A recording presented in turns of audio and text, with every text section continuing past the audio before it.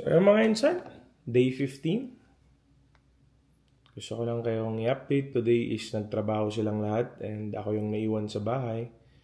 Sinasabihan ako ni Bunso kanina na gamitin mo muna yung kotse ko, kuya. Patid mo na lang ako sa work. And hindi. Ayoko nang ganon. Ayoko nang isipin nila ako whatsoever. So, yeah. Ito mga nakikita niyong videos sa mga nakaraan na araw is sobra akong nag-enjoy kasama ang mga kapatid ko at ang kanilang mga asawa. Kasi sobrang na-miss ko tong mga taong to. Pero miss ko na rin sila mama at papa sa Pilipinas. So, nakikita ko naman yung buhay nila dito. Sobrang masaya na silang lahat. Si Bunso, maganda na yung buhay niya. Maganda rin yung buhay ni Bayaw, sobra. Si Kuya, magandang buhay na rin siya. Unexpected siya, yung taong takot noon na pumunta dito. Wala siyang trabaho ng 3 to 4 months nung dumating siya dito. Tapos ngayon sobrang okay na siya, masaya na siya. At maganda rin kinikita niya sa life. Nagkukwento naman siya sa akin. Si sister-in-law, talagang nag-migrate na yung family nila noon pa dito. So, talagang dito na rin nila. Nakikita ko naman na wala nang babalik na kapatid sa Pilipinas. So, pupunta lang siguro sila para magbakasyon. Naiyak ako. So, yun, nakikita ko naman na maganda yung buhay nilang lahat dito at alam kong wala nang uuwi sa kanila sa Pilipinas. Kaya, ako na yung uuwi. At ayoko rin iwan yung magulang ko kasi para sa kanila ko ginagawa to lahat. Love na love ko sila, tayo kung iwan sila. Alam ko yung pakiramdam ng magulang na pag nawawalan yung mga anak sa tabi nila kasi nakakausap ko si mama at papa everyday. Ako kasi yung anak na close sa lahat. Ang drama! Wait lang. Buwelo lang.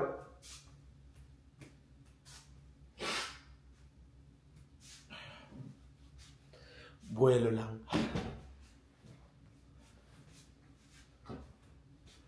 So yeah, alam ko lang yung uwi at wala nang babalik sa kanila kasi maganda yung buhay nila dito.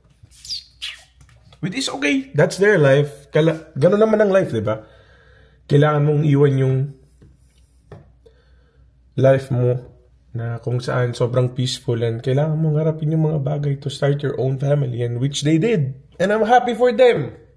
Kasi kung papanorin nila to, ano ba naman yan? Ganito. I'm so proud of you guys. Sobra. It's just na overwhelmed lang ako na ganito pala pag tumanda na lahat.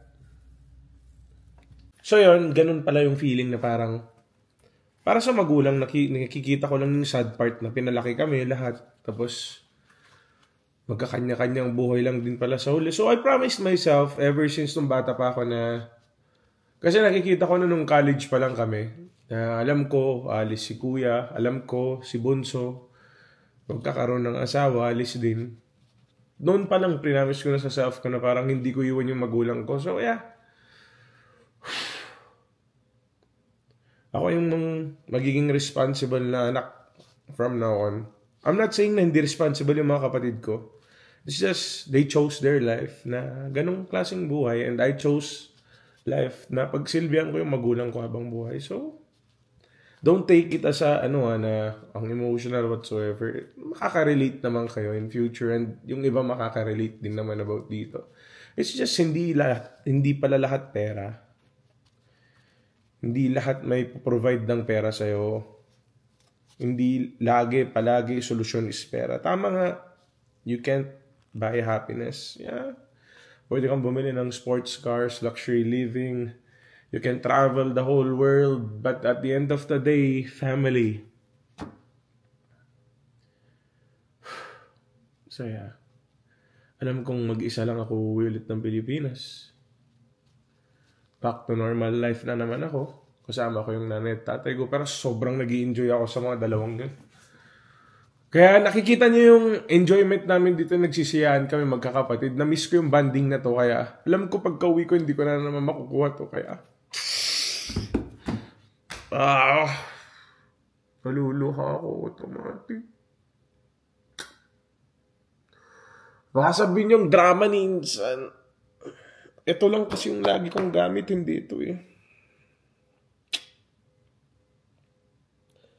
But yeah, sobrang masaya ako para sa dalawang kapatid ko. They made our parents proud. Parang ako lang yung feeling ko na I'm living my life on my parents' paycheck. I'm earning okay naman in life. Pero, alam mo yun. Sobrang supportive din nila sa akin. Kaya sinusulit ko tong mga araw na to kasama sila. Kasi hindi ko alam after ilang years ko na naman silang hindi makakasama. Alam ko hindi na rin sila mauwi ng Pilipinas ng for good. Uwi lang sila for bakasyon. Temporary, part-time na lang. I'm making these videos. I promised my mom when I left the Philippines 2 weeks ago na parang sabi ko, I promise you mom na I'll vlog every day para mapanood mo kami magkakapatid na magkakasama kami. And I'm doing these things for them. Insan, why don't you do it for yourself? No. My enjoyment is pag nag-i-enjoy yung parents and family ko. Nandun yung enjoy and yung joy ko. Fuck, I'm so confused. Ang drama. But yeah, life is good and I'm so happy for them. At sana mabless pa rin sila ni Lord at sana mabless na rin kami ng mga pamangkin. Sana magkaanak na si kuya ko, sana magkaanak na si bunso. At gusto ko maging masayang tito para sa kanila.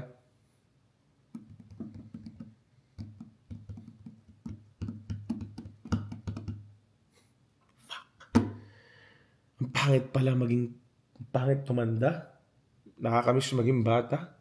Nung bata tayo, sinasabi natin, shit, sana tumanda na kami para may freedom na kami. Ngayong matanda na tayo, sinasabi natin, shit, sana maging bata na lang ulit kami para in-enjoy natin every process nun.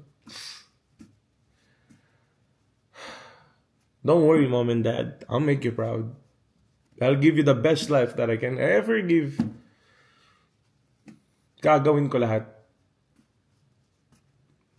Mahabutin natin, magkakasama yung tuktok, promise.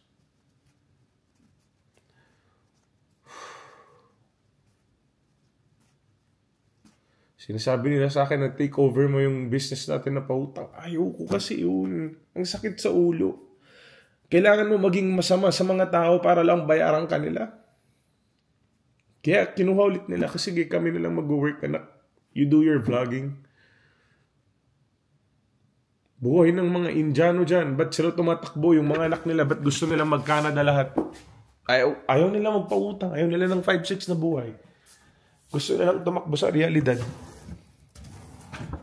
Putang ina, ba't tayo tumigil yung luhay yan?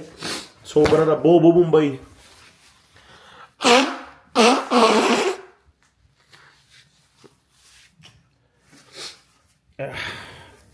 Yun yung reality na in-escape ng mga kalahi ko na hindi rin maintindihan ng magulang nila na gustong mag-abroad ng anak nila kasi ayaw nilang i-manage yung negosyo na pautang. Sobrang stressful kasi na trabaho yan. Yes, sabihin na natin may pera dyan, pero sobrang stressful. Kailangan mo maging masamang tao.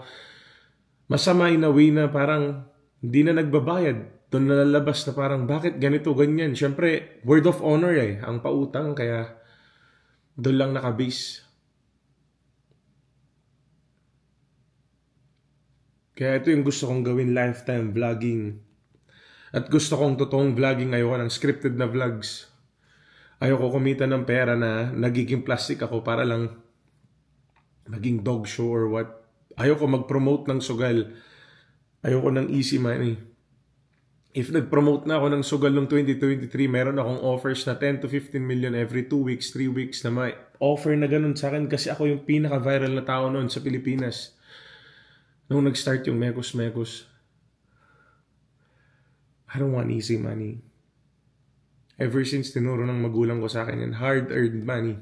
Alam mo yung process kung paano mo kinita. Alam mo yung halaga ng trabaho mo. Yeah. Soon, uwi na ako dyan. Miss ko na rin kayo, mama at papa. Putang ina. Mag-enjoy tayo pagka-uwi ko. Love na love ko kayo. Alam nyo yan. At yun yung kwento ng mga kalahi ko na hindi nila pwedeng maamin sa inyo whatsoever. Toxic na trabaho yan. magiging masamang tao ko dyan sa huli. Kahit anong nice mo, magiging masama ka. Ako alam ko yung itsura ko pag nagbabago ako, pag nakikita kong hindi ko na masingil yung mga taong pinagkatiwalaan ko noon. Kasi gago rin yung mga umutang na iba eh. Trust me, ako bahala, bibigay ko lahat sa'yo. Gagawin ka nilang kaibigan, kapatid, tropa, best friend. Hanggang sa idadali ka nila one day na hindi ka na nila babayaran. Tatalikunan na nila lahat. Tapos doon nalalabas yung pagiging masamang tao mo. Sa isang iglap, masamang tao ka na agad. Pero yeah, fuck it. Utang na dito na lang tayo mag-stick. Kahit medyo mababa yung views, kahit mabagal yung growth, okay lang, basta totoong tao tayo. At shoutout sa mga kapatid ko, love na love ko kayo. Sobrang deserve niyo yung mga buhay niyo ngayon. Sobrang mga busy niyo ng tao and I'm so proud of you guys. Nagtatawanan lang tayo nun na shit, gayaman ba tayo? Are we failures or whatsoever? Tangina. Oh, feeling ko wala eh. Feeling ko ako lang yung failure sa atin. Pero ako lang yung kasama nila mama at papa. Huwag kayo mag-alala. Magtrabaho lang kayo ng solid. Ako nang bahala sa kanila doon. At please kung mapanood nyo itong vlog na to habang nandito pa ako, huwag nyo nang i-question itong vlog na to. Ewan ng simpatya, kinayo. Drama. Sige na. Mga insan, simulan na natin yung araw natin. Love you. Sobrang haba ng intro. Putang inang yan. Mapa-miss ko na kayo. See you soon. Love you. So guys, nandito na silang dalawa. Today, she's gonna cook sisig and tofu? Yes. Okay. We're gonna eat sisig and tofu. Indian, Filipino style. So sabihin, nice food. Masarap, masarap. Guys, check my cooking. Got a good wife, man. Good food. Yan, sisig, tapos sisling tofu. Putang ina. Napatayo ako, dapat i-vlog to, sabi ko. Well done, well done. Well done, ha?